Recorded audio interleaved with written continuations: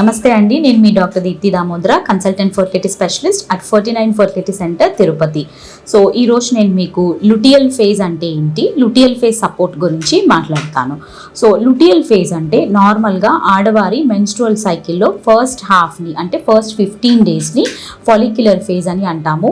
Egg విడుదలైన తర్వాత ovulation తర్వాత వచ్చే నెక్స్ట్ 2 వీక్స్ని లుటియల్ ఫేజ్ అని అంటాము. సో ఈ లుటియల్ ఫేజ్ అనేది ఏ విషయంలో ఇంపార్టెంట్ అంటే ఎగ్ అనేది విడుదలైన తర్వాత స్పర్మ్తో జత కూడినప్పుడు పిండం ఏర్పాటైన తర్వాత ఈ పిండం అనేది గర్భాశయంలోని పొరలో అంటే ఎండోమెట్రియంలో ఇంప్లాంట్ అయ్యి కుదురుకునే సమయం అనమాట. సో లుటియల్ ఫేజ్ అనేది చాలా ఇంపార్టెంట్ టైం పీరియడ్ ఒక మెన్స్ట్రువల్ సైకిల్లో.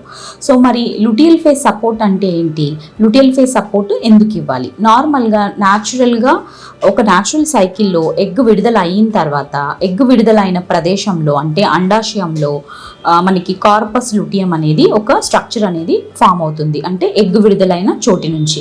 సో ఈ కార్పస్ లుటియం నుంచి హార్మోన్స్ అనేవి ఉత్పత్తి అవుతాయి, like estrogen hormone, progesterone hormone. ఇటువంటి హార్మోన్స్ ఉత్పత్తి అయ్యి మనకి రాబోయే నెక్స్ట్ 15 డేస్లో కావాల్సిన గర్భాశయం లోపల లైనింగ్కి కావాల్సిన సపోర్ట్ కానీ లేదా ఎంబ్రియో లోపలికి వెళ్ళి ఇంప్లాంట్ అవుతున్నప్పుడు ఎంబ్రియోకి కావాల్సిన సపోర్ట్ కానీ ఇవ్వటంలో ఈ కార్పస్ లుటియం అనేది చాలా ఇంపార్టెంట్ రోల్ ప్లే చేస్తుంది. సో ఇది న్యాచురల్ సైకిల్లో.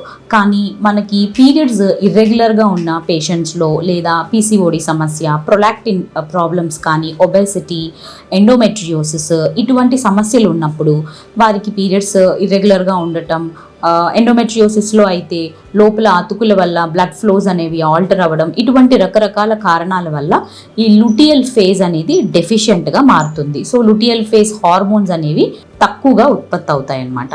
సో ఇటువంటి కండిషన్స్లో మనం లుటియల్ ఫేజ్ సపోర్ట్ ఇవ్వాల్సిన సిచ్యువేషన్ రావచ్చు. అంతేకాకుండా కొంతమంది కపుల్స్ న్యాచురల్గా ప్రెగ్నెన్సీ రాకుండా ప్రెగ్నెన్సీ కోసం ఆర్టిఫిషియల్ ట్రీట్మెంట్, ఏఆర్టీ ట్రీట్మెంట్ తీసుకుంటున్నప్పుడు వారికి ఈ ఇంజెక్షన్స్ ఇస్తున్నప్పుడు కొన్ని ఇంజెక్షన్స్ వల్ల కానీ లేదా మనం అక్కడ ఈ ఎగ్స్ అనేవి ఎక్కువగా స్టిమ్యులేట్ చేస్తాము. సో సూప్రా ఫిజియోలాజికల్ ఈస్ట్రోజన్ అంటే అవసరానికి మించి ఈస్ట్రోజన్ అనేది ఉత్పత్తి అవ్వటం వల్ల దానివల్ల కూడా కొన్ని హార్మోనల్ మెకానిజమ్స్ అనేవి లోపల చేంజ్ అవ్వటం వల్ల ఈ లుటియల్ ఫేజ్ అనేది డెఫిషియెంట్గా మారుతుంది. సో ఈవెన్ ఏఆర్టీ ట్రీట్మెంట్లో ఉన్న వారికి కూడా లుటియల్ ఫేజ్ సపోర్ట్ అనేది ఇవ్వటం చాలా important. So luteal phase support అంటే మనం ఏ ట్రీట్మెంట్ ఇస్తాము? సో మెయిన్గా దీంట్లో ఇచ్చే హార్మోన్స్ ఏంటి అంటే ఒకటి progesterone, next oestrogen and progesterone combination, and then third one వచ్చి HCG injections, and fourth one agonist, GnRH agonist injections. ఇవి కామన్గా యూజ్ చేసే లుటియల్ ఫేజ్ సపోర్ట్ మెడికేషన్స్ అన్నమాట. సో ఈ మెయిన్గా కామన్గా ఇంకా ఎక్కువ ఈ 4 మెడికేషన్స్లోనూ ఎక్కువ కామన్గా ఇచ్చే లుటియల్ ఫేజ్ సపోర్ట్ హార్మోన్ వచ్చి ప్రొజెస్ట్రాన్ హార్మోన్. సో ఈ ప్రొజెస్ట్రాన్ అనేది 4 రూట్స్లో మనం ఇవ్వటం జరుగుతుంది. సో ఒకటి ఓరల్గా ఇవ్వచ్చు, ఓరల్గా అంటే తినటానికి ఇచ్చే మింగే ట్యాబ్లెట్ అనమాట, ఓరల్ డైడ్రోజెస్ట్రాన్ అంటాము. సో ఆ ట్యాబ్లెట్ రూపంలో లుటియల్ ఫేజ్ సపోర్ట్ ఇవ్వచ్చు. నెక్స్ట్ ఇంజెక్టబుల్ ఫామ్లో ఇవ్వచ్చు. సో ఇంజెక్టబుల్ ఫామ్లో ఐఎం ఇంజెక్షన్స్ అంటారు, అంటే బటెక్స్లోకి వేసుకునే ఇంజెక్షన్స్ రూపంలో మనం ఈ ప్రొజెస్ట్రాన్ ఇంజెక్షన్స్ని ఇవ్వచ్చు.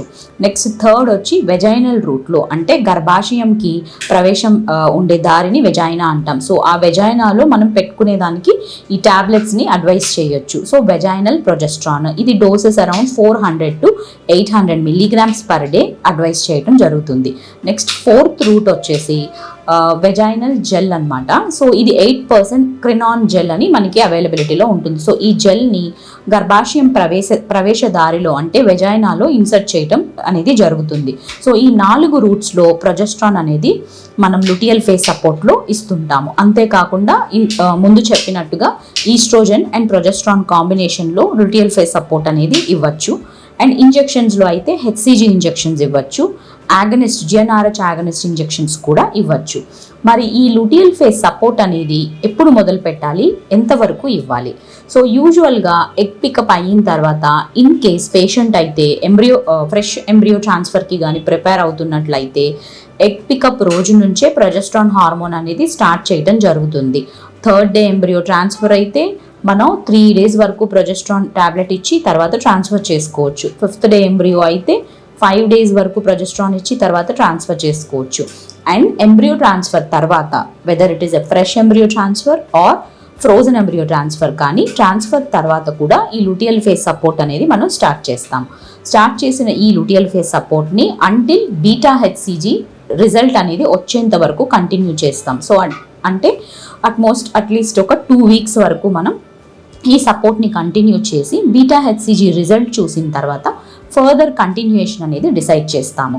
సో ఫర్దర్గా ఇన్ కేస్ ఆ పేషెంట్కి బీటా హెచ్సిజీ పాజిటివ్ వచ్చినట్లయితే వన్స్ పాజిటివ్ అని డిక్లేర్ అయిన తర్వాత లూటియల్ ఫేజ్ సపోర్ట్ని మనం కంటిన్యూ చేయడం జరుగుతుంది. సో ఎప్పటి వరకు లూటియల్ ఫేజ్ సపోర్ట్ ఇవ్వచ్చు పాజిటివ్ వచ్చిన తర్వాత అంటే యూజువలీ 8 to 9 weeks వరకు ఇవ్వాల్సిన అవసరం ఉంటుంది. బికాస్ ముందు చెప్పినట్టుగా న్యాచురల్ సైకిల్లో అయితే కార్పస్ లూటియం అనేది ఈ లూటియల్ ఫేజ్కి సపోర్ట్ చేయడానికి హెల్ప్ఫుల్గా ఉంటుంది. బట్ మనకి ఈ ఆర్టిఫిషియల్ ప్రాసెస్లో ఎంబ్రియో ట్రాన్స్ఫర్ చేస్తున్నప్పుడు కార్పస్ లూటియం ఉండదు కాబట్టి మనం ఓవ్యులేషన్ ఆర్ ఎంబ్రియో ట్రాన్స్ఫర్ తర్వాత నుంచి సపోర్ట్ అనేది మొదలుపెట్టి పాజిటివ్ వచ్చిన తర్వాత ఆ తర్వాత ప్లసెంటా అనేది ఈ కార్పస్ లూటియం ఫంక్షన్ని టేక్ ఓవర్ చేస్తుంది న్యాచురల్గా. సో ప్లసెంటా ఎప్పుడు ఫామ్ అవుతుంది అంటే 8 to 9 weeks ఆఫ్ ప్రెగ్నెన్సీ టైంలో, అంటే almost 3rd month of pregnancy టైంకి ఈ ప్లసెంటా అనేది ఏర్పాటవుతుంది. సో టిల్ దెన్ అంటే 8 to 9 weeks వరకు ప్లసెంటా ఏర్పాటయ్యే టైం వరకు మనం ఈ లూటియల్ ఫేజ్ సపోర్ట్ని ఇవ్వటం అనేది అడ్వైజబుల్ అనమాట. So thank you very much అండి.